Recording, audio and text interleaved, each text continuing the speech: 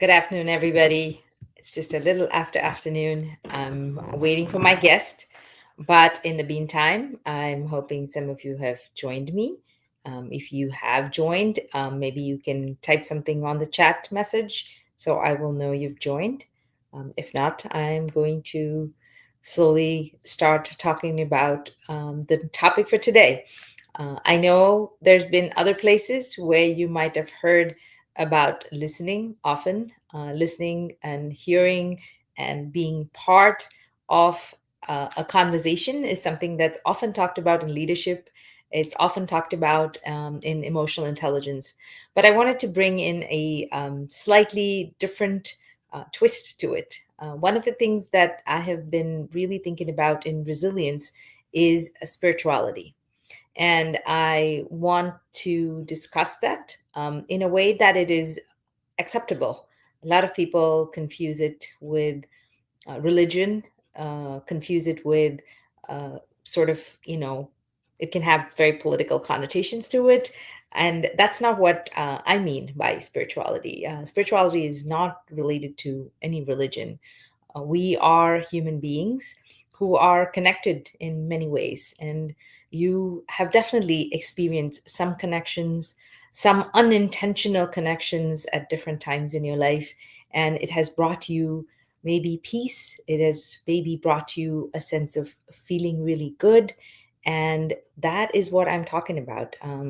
And why is spirituality important? And, we're going to talk about the sacred art of listening. I'm going to tie this all together, right? Listening is spiritual, it can be a very spiritual experience. And so spirituality is important because spirit is deeper than the mind, it's deeper than the body, it's a little more than one person, and it's intangible. It's unmeasurable, right? You feel it.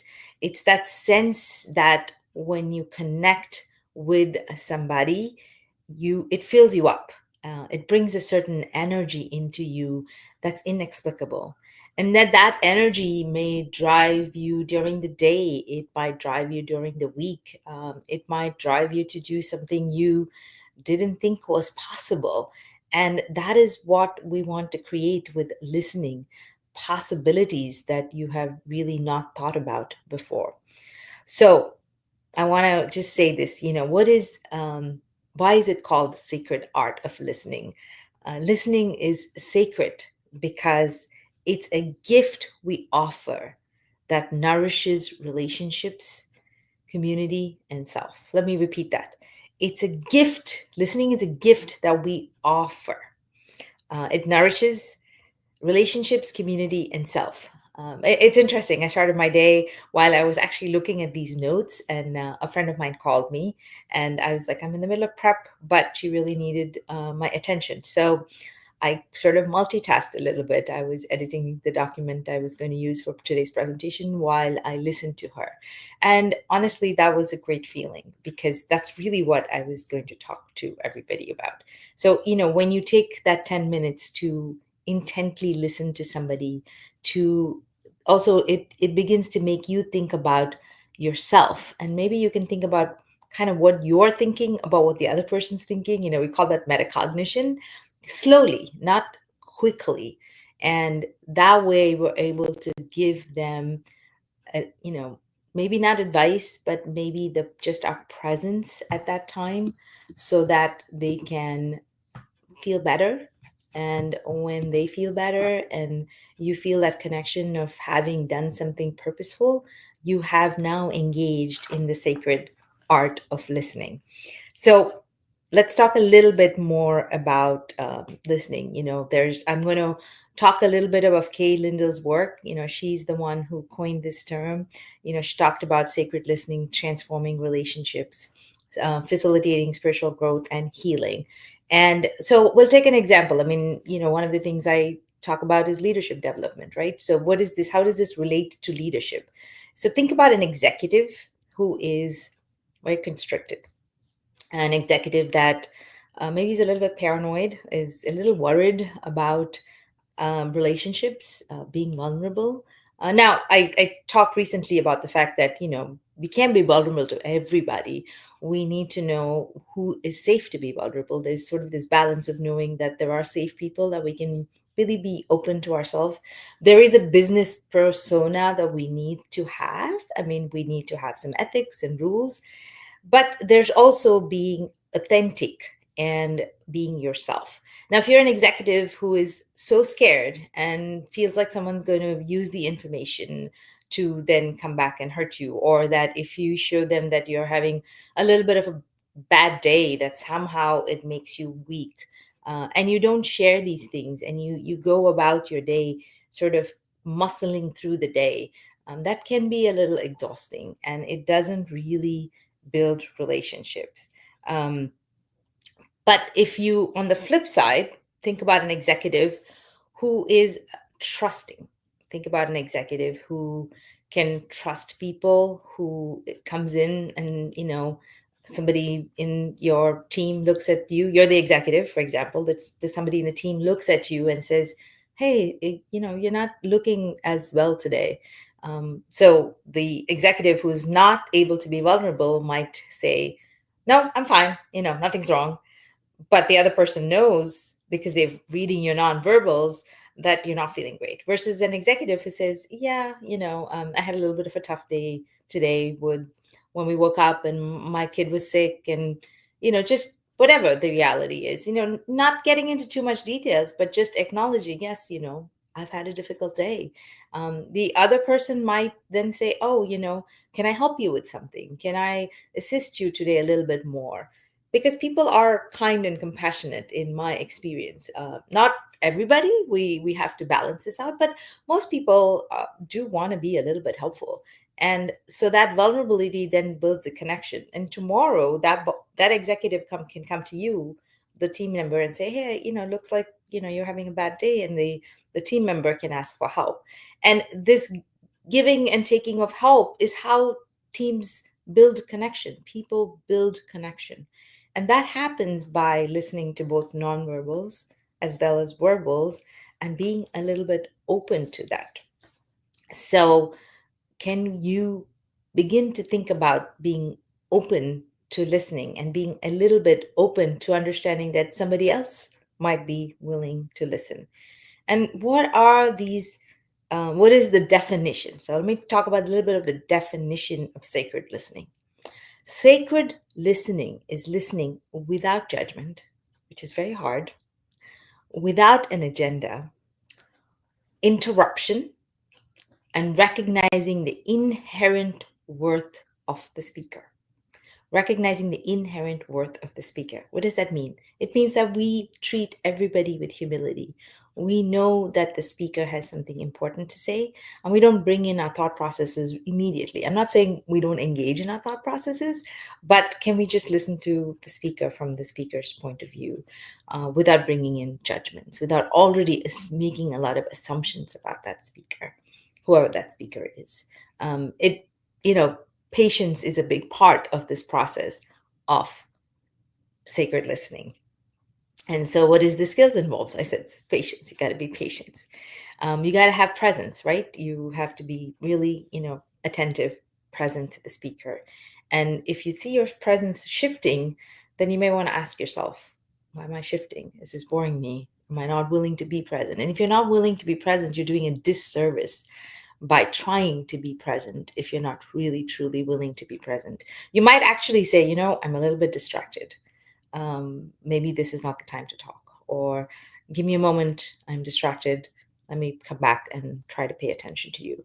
Because that's being honest and authentic, and people understand that. Most people are very distracted in today's world, as you may recognize. And this is the reason why I decided to talk about this, because in this hyper connected world, sometimes we are too distracted to listen, and we have to give ourselves the space to listen and the presence to listen. So we need presence, we need to be patient, we need to withhold advice before you really hear, and then ask the person, do you want some advice? And then think about if that advice is really suited to this person. So it's a little bit of work. It's not as easy. And my guest is joining me now. Let me see if I can add. Uh, Okay, there we go. Hi, Brian. How are you? Hello, Dr. Reddy. How are you?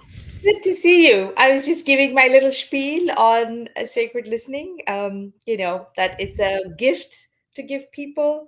And I was talking Absolutely. about the skills being patience, presence, withholding advice, silence, and gentle inquiry.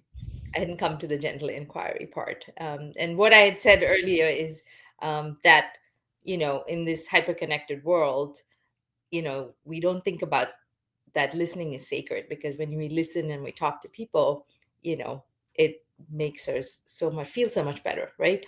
And I want to let Brian introduce himself, and then I'll continue. Brian, tell the audience a little bit about yourself. All right, great. Well, thanks for having me. I'm Bryant Scott. Currently work right now with Chevron Corporation as a vendor relations management advisor. Been working in the oil and gas industry for well over 20 years, so kind of grown up in the industry, but Yeah. graduated from Louisiana State University. Of course, you can Mhm. see the flag in the background, Oh go yeah, that's Tigers. right. And so definitely Tiger through and through. And I'm happy to join you today. Thank you, Brian. I actually was thinking this morning, when I invited you, because I thought it would be great to connect and talk a little bit more. But the time that we connected, we were sitting in Work Human Conference, and when we connected deeper, we were listening to Trevor Noah. And I don't know if you remember this, what he was talking about, this research that they did and the students in, it's Africa, right? He was there, and Yes, that he was wondering why some students did better and some didn't. And actually, what the research found was the students, regardless of socioeconomic, if they had one counselor that was listening to them, they're the ones that did better. So, absolutely. I hadn't thought about that story until this morning when I was thinking about you. And I was like, where were we sitting when we were talking and connecting? And that was the story we heard, which I thought was very cool. Any thoughts about that? Yeah, absolutely. I think what I really took from that, especially, was, you know, being heard gave them, I think, gave those students a sense of value, right? Hmm. In that particular situation, but with the example that he gave, oftentimes in those environments, students don't feel that society really thinks about them at all. They feel kind of left out, and you know, listening, a true listener, right, is someone who shows empathy. Of course, I think we all can agree to that. But more than anything, giving what they're experiencing or what they're saying a sense of importance and value enough to not think about oneself in the moment, but really just be a listening ear. So that was something that kind of stood out to me. And I know that those students benefited from that, because oftentimes society will tell them that they're not important, right? They don't have the Hmm. resources that other parts of the society might have. And so yeah, that can definitely be, very valuable. Right. And, there's this term, like, I think when these students had somebody to listen to, they began to matter. And that's what, when someone is listened to, you begin to feel like you matter in this universe. You matter to somebody, and that energy that you get from there fuels you in a very different way, wanting to do something different. And that's what he was talking to, that this it's intangible, this energy that it gives off. Absolutely, absolutely. And you think about how children perform. Typically, they perform based on the level of encouragement they receive, right? So if certain behaviors uh, bring consequences that they might run into, they'll avoid specific behaviors. But obviously, the reinforcement, I think, is the word that I'm really looking for. Uh-huh. Um, that's something that is really important, because it gives that sense of confidence that, hey, if it's schoolwork, whatever it is they're choosing to do, it's like, hey, I can do it, right? And so But that let- positive let's reinforcement, let's right? let's kind of, I don't want to interrupt you, but let's kind of move it to leadership and people in the Yeah, workplace, yeah, yeah, right? absolutely, absolutely. So, what's been your experience in terms of, the thing I was thinking about, what does it look like when there's a leader who doesn't listen versus a leader who does listen? Like, have you had experiences, personal experiences of somebody maybe not listening to you? Yeah, absolutely. And I think we all in the workplace can experience that at different times, right? Um, when that happens, of course, you feel kind of left out, and you feel like your involvement and what you bring to the table is not valued. Mm-hmm. In these environments, especially in corporate environments, I've worked at other companies as well and kind of experienced some of this. Um, but if you think about those of us that are required to develop strategies, for instance, right? Mm-hmm. Um, the workplace can change significantly, so that's going to the different trends that impact the workplace will cause you to develop different strategies that are important for the work that you do in support of business objectives. And oftentimes, if you feel as though the ideas that you bring to the table aren't valued, you feel as though those leaders aren't listening to you, Mm-hmm. then it'll leave you as an employee like wondering, okay, well, I mean, really, what am I doing here, right? I think Right. that comes up a lot. Whereas, again, it's kind of like I said, that positive reinforcement. You feel a sense of belonging when you have a leader that actually will listen to what you say and bring some importance to the ideas that you bring to the forefront.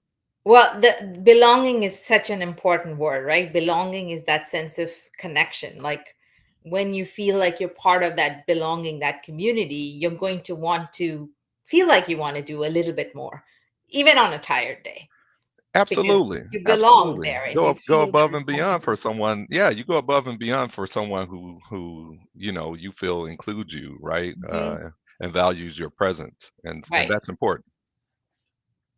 Um, so, I mean, one of the other things is, talk a lot, spirituality, we talk about meaning making, right? So when you are being listened to, somehow there's different meanings that are made out of it. Like you might feel like, this, the leader is inspirational if they listen to you because they are, listening to your difficulties, but they're also telling you how you can, maybe shift your perspective, do something different, that you can make a different sense of whatever's going on.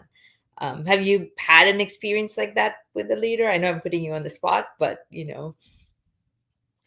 Yeah, I think I've experienced that. Not here in my current role, okay. but Hmm. definitely a previous company um, that I worked for. Um, I was in a situation where I was responsible for a team, but I didn't particularly have, I guess, certain decision rights Hmm. on Hmm. some of our activity. Right. And working in that particular environment, because it was a consulting company, I was responsible for projects, and I was responsible for those particular deliverables as it relates to the client and to the customer. But my leader actually um, had primary decision rights on a lot of our broader strategy, Hmm. and things like that. But I was in a situation where my leader actually, the customer was here in town, and here I live in Houston. The customer is here in town, so I often had a chance to spend time with them on site. Hmm. My leader lived and worked out of DC, so she wasn't really here that often. And I remember a situation where we had a. I won't get into too much of the specifics, but Sure. um, that particular customer, had a situation where things, as you can imagine, didn't go as planned, and Right. so there were some decisions that needed to be made quickly. My Hmm. my supervisor was on the road traveling quite a bit and was not reachable at that particular time, and so it left me in a position to where I needed to quickly move to make a decision. Hmm. Um, Initially, I'll tell you, I didn't feel I had the right to do so, Right. just from based on the way that our team was structured. But Hmm. once we finally tracked her down, she actually told me, like, "Listen, you have all the tools that are necessary in order for you to make that decision. Okay. You have what it takes to make that decision, and then we could deal with what comes after that. You know, Mm-hmm. it definitely gave me a sense of meaning from a perspective of someone trusting and believing in what I brought to the table to deliver what was needed Mm-hmm. in the moment. Oftentimes, leaders underestimate the value of allowing their employees to feel that way, right? Like they underestimate the inclusiveness that's needed in those moments, because that's really where you truly believe that the meaning comes from, or that's where you get that sense of belonging that we talked about, right? So Well, it's interesting. I think that your leader heard more than what you were saying, and I'll bring a point. I think your leader heard your own angst in that situation, right? And therefore, because the leader was a confident leader, the leader was able to also give you confidence. yeah, without with, Confident. without question. Listen, I've had peers that work for other leaders, that were in similar situations, and having witnessed the repercussions, I guess, if you will, from those individuals taking things into to their own hands. I was a bit apprehensive because I'm like, you know what? Mhm. I'd rather just wait and be patient as opposed to moving too swiftly, making a decision, and then we end up either losing the account, because that's, Mhm. that happened, previously, or you're not really sure about that particular leader, and they may not want you to work in that capacity because of their respect for hierarchy and things like that. So, I wanted to be respectful. It's not that I didn't believe in myself or believe that I could make the Mhm. right decision, but just wanted to handle it, with a little bit of care. And she just told me, she said, "Hey, listen, I believe in you. Like you have what it takes. I really don't have to spend a lot of time managing you. So why do you feel the need to wait for me?" Right. Right. So that was very encouraging, obviously, for me. But ultimately, yes, it gave me a sense of what I Like a second boost. You had confidence, but it gives you sort of a little bit more creative boost that's because, it. That's it. right? That's it. So listening can be sort of a creative force because once you listen and once you validate and once you promote, it really gets somebody to be, to grow in a different way. I mean, Without question. I agree, you have to have the skills and you need to have the practice to make the right decision making, but that's also the scaffolding process of a leader who learns to listen to you and takes the time, to get to know you. Now, if your leader had taken a little bit of more time initially to get to know you and you had this conversation, you might have made this decision sooner. But it seems like there wasn't enough space for that. The organization and time and all of that, right? Yeah, without question. So Yeah. yeah. So it had a lot of meaning for you. I mean, it's true. Like when I think about meaning and being listened to and being cared for, my first story that comes to my mind is when I was very young and my first job, and my leader was watching me, and saw me building a project and and watching somebody else maybe wanting to take credit for it, right? And I went to her and I said, what do I do? I'm worried about this, and I feel like they're giving me money, I'm doing the work, so I don't know, the funding is coming from there. And she said, no, it's your work. I hear you being scared, I hear you being um worried about pleasing everybody, but if you're doing all the work, it is okay for you to take credit for the work. Right. And learning that at I was 22 years old, like learning that it's okay to take credit for my work, and also that there are people who can take advantage of it, and being validated that my anxiety was real.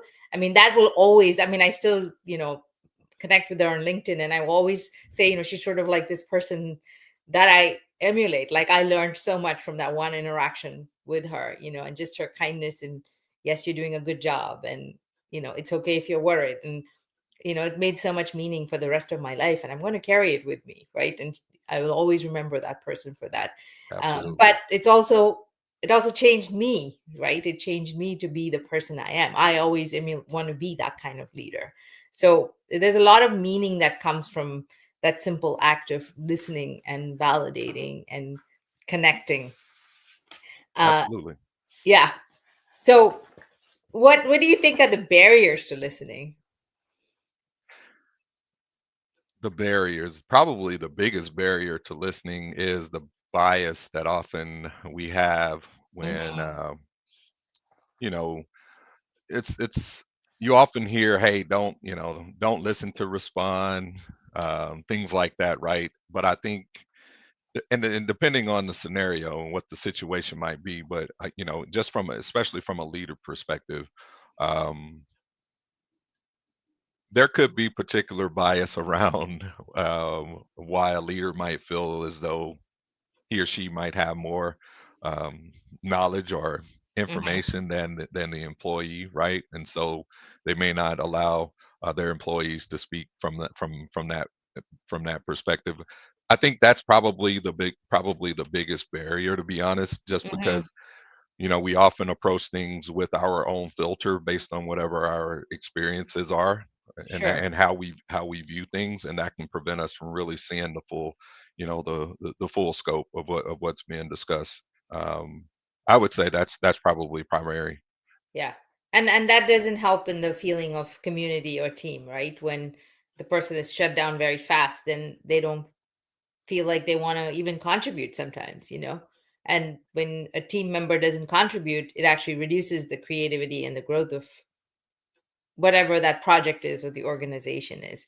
And as you were saying that, it's like sometimes people, I mean, not just leaders, even in families and in relationship, sometimes the goal when someone is listening is to control the situation. It's like, I'm listening to you, Yes. but I really want it to go this way. In mediation training, I was trained as a legal mediator. They call it, people come in with their positions. You're already coming in with, this is my position. you know Right. Here's a kind of how I want to make sure it goes, because if it doesn't go that way, then it's going to fail. That's um, right. and so, you're already listening to try to get agreement from the person versus, we talk about listening for just understanding. It's a very different process. Absolutely. Yeah. Absolutely. Who is that? Not Covey. What is that? They're really, it'll come to me. Like one of those first books, like Stephen Covey's, Seven Principles of Highly Effective People. There was somebody else who was talking about, how to win people and influence people. I don't know the name of that book, but he really talks about this. He talks about, it's like in the 70s. He's most popular sort of before executive coaching and leadership training came in. Um, Yeah, and I think oftentimes, because if you look at it from a perspective of, okay, what is, if you're listening, not to respond, and you're not trying to defend your position, or as you said, even manipulate the conversation so that you can get them to, get the other person to see things your way, right? I think because that can seem so simple, just that mhm. approach can seem so simple. I think oftentimes, it can easily get overlooked, and so we don't understand the importance of it, from a perspective of building trust in a relationship. I mean, for those people to actually, whoever you're dealing with on a regular basis, for them to actually trust that you have their best interest at heart, and that you are Yeah. truly giving some priority or importance to what they're saying and what they're bringing to the table. That really stands out. But I think it does get overlooked quite often. Yeah, I mean, now I remember the name of the book. It's How to Win Friends and Influence People. It's Dale Carnegie. Yeah. Okay. Dale Yes. Carnegie Yes. or Yes. Carnegie Mellon, right? I mean, how to That's it. win That's right. and friends and influence people. The crux of that entire book is, let's listen to understand, give the floor to the other person, and then you can win over, right? Right. But there's so much trying to win by, look at who I am, and sort of puffing your feathers that's going on. And I know a lot of people are talking about it, generally. That's not how you actually win friends and influence people, right? Not Yeah, not at all. Not at all. Not at all. I think we all have that. I think we all innately have the sense of wanting to belong, right? Hmm. Hmm. Um, or at least have that feeling of belonging. And whether it's in the workplace or in community groups, wherever you spend the most of your time, um, you generally give more when you feel that you belong, right? Yeah. And so I think a lot of that comes from that. Yeah. Mhm. Yeah. Yeah. So, I think, and the other thing is, when you're in that space of control, you're asking pointed questions. You're not asking open-ended questions that allow people to explore themselves, and you allow yourself to sort of listen to what that is. And in this rushed world of let's produce, I think sometimes it becomes difficult to do that. But maybe you take 5 minutes aside and do that at some point, which will then help you. Let's produce. Would you agree with me? Yeah, I think so. I mean, and then what it ties into when you were saying it, it actually made me think about how true that is from a standpoint of that pressure to perform at a high level, right? So it's kind of I mean, it's definitely a very thin line, between focusing on ensuring that productivity remains the priority, but Mm-hmm. again, we're dealing with people Right. who have feelings and emotions and go through, they have lives outside of work, so they go through a variety of different experiences and changes, and that does actually impact how they show up for work. Yeah. And so, I think it is important to, one of the things that I do. I think I do pretty well. I don't know. I get You feedback on do. occasion with this, but I'm fairly self-aware. So I try to pay attention also to the people around me, to my teammates, Hmm. to those nonverbals. Yeah. Just to kind of read the room, if you will, because oftentimes if you do, it can kind of help in leading into managing different situations. That's just something that I try to do and I believe in, because again, I go back to um, when people are at their best, whatever that means, right? Whatever they bring to the table when they come into Hmm. work, or to each situation, when they're at their best, they'll produce more, right? I mean, I truly believe that. And so the interesting thing is, when you're in the corporate setting, you got to find a way to quantify that, right? Mm. That's probably a bit more challenging, Yeah. at times, because at the end of the day, we're here, um, to ensure that the bottom line is and how what we do impacts bottom line. We're here to ensure that we're delivering, and so it can often get lost, but it is important. It is So that's important. that delicate balance of, listening but also communicating. You're here to work, and there are things that you have to do. I can be understanding of this, and it's not either or, but and this, right? And I know it's hard to quantify it, but I am sure if you think about it, when you listen and you put somebody in a relaxed state, I mean, automatically they get relaxed. And in That's the right. relaxation state, you're more creative.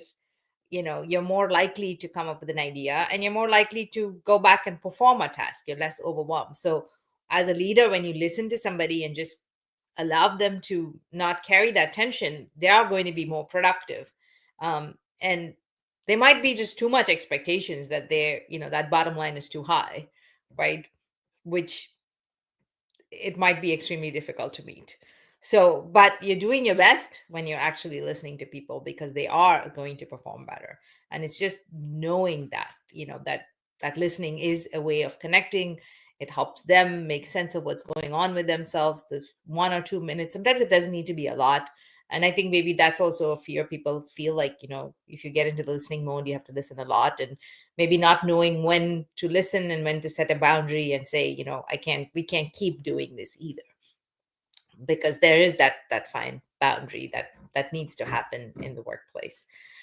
So this has been, so we've covered some of this stuff, and I sort of want to end with, you know spirituality is not about belief, right? It's about experience. It's how do you experience connection, compassion, and meaning. And you can't really experience that when you don't listen. or if someone's not listening to you. So in listening, I think we also serve ourselves. I mean, a lot of people think, oh, it's going to be tired. I don't have patience for it. But you don't realize you're also serving yourself. And then you serve each other. And then sort of the flow of life itself, because communication is so much of life, whether it's watching a nonverbal piece or watching truly the intention behind what someone is saying. And if you don't know the intention and you're assuming something, you go by and say, I'm curious, like, can you tell me a little bit more about why, or where that came from? And you'll be surprised about the answer you get, because you're thinking it's coming from this place, but it's maybe coming from a completely different place, and that completely shifts your perspective. Right. I don't know how often I've done it, but it's always been an amazing experience when I do that. So Absolutely. Yeah. I mean, our life experiences often impact our filter, right? mhm. And so, you know, no matter what the scenario may be or the situation may be, we could approach it with with good intentions, but whatever you experience will often dictate, how you view what's being talked about. So the perspectives change, and I've learned that. I actually I'm an advocate for therapy. So my therapist, she's helped me to see myself a lot. So that's been great. So But yeah, therapists are good listeners, and that's oh, why I like, absolutely, yeah, the absolutely, fact right. that I'm a therapist and a coach, and I love listening. This experience of LinkedIn Live is about talking, but in talking and in preparing, I find that I get to learn more and hear myself more. That's So right. it's kind of a neat experience, and I really want to invite people into the conversation because you learn so much more. That's So right. I don't want you to leave the screen, but I'm sort of going to end the live with just one question for everybody. Sure, sure. Um, so I'm going to ask everybody, just think about how can you bring more sacred listening into your leadership this week? How can you bring about more sacred leadership into your sacred listening into your leadership this week, to serve yourself, to serve each other, and to make some meaning? And I'm going to end with that. And Brian, just stay on as I end the stream.